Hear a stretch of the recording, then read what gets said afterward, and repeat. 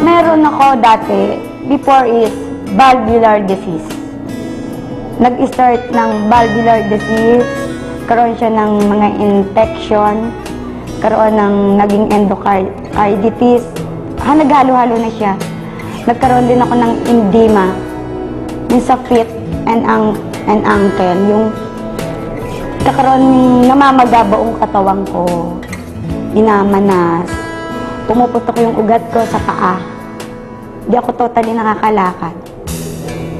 Then yun yung ilang times akong nangyari sa akin yun, yung hindi ako nakalakad, hindi ako nakakabangon, hindi normally ang heartbeat, nagmamalfunction, dahil nga hindi siya yung properly, nagsishot yung ng blood circulation.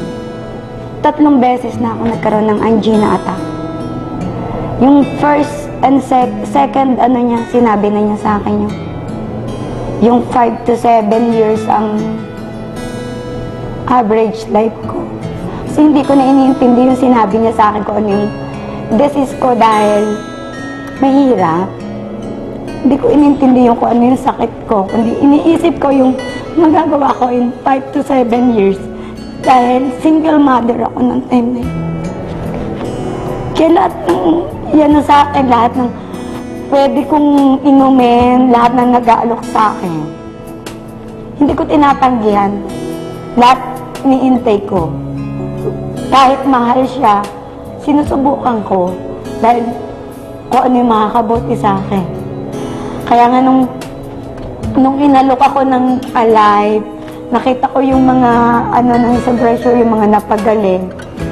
Hindi ako nag-aksaya ng oras. Na kahit 3 times, ginawa akong 9 times. Yung lagi na lang ko is yung kung may overdose. Nung malaman ko wala overdose, ginawa ko yung parang pagkain na hindi yung arterial intake.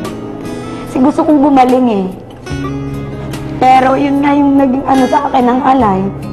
Alam ko siya yung nakatulong sa akin na gumaling ako. Doon ako nakaramdam ng lahat ng luwag sa katawan ko. Kasi pag natutulog ako, hindi ako nakadiretso. Talagang naka-incline ako, nakaupo lang ako. Hindi ako nakakatulog ng the whole night natulog ako dahil nahihirapan ako huminga. Meron akong oxygen, small personal oxygen. Na pag natutulog ako, nagigising ako dahil nahihirapan ako. Siguro once a week, gumagamit ako ng oxygen mga 4 to 6 times dahil lagi akong nahihirapan muna. Tsaka konting hindi ako marunong magpasensya. Lagi ako nakasigaw. Hinit ulo ko, pero nung nag-intake ako ng Alive, parang wala lang. Talagang maraming nabago din ako, yung may init ulo ko, nakakatulog na ako ng dire-diretso, hindi ako nagigising. Natutuwa ako. Kaya ngayon, yung tuwa ko yung 1 week, yung nang na-intake ko ng Alive, alam mo ba yun na, alam ko siya yung dinagdagan ko pa ng dinagdag yung inom ko.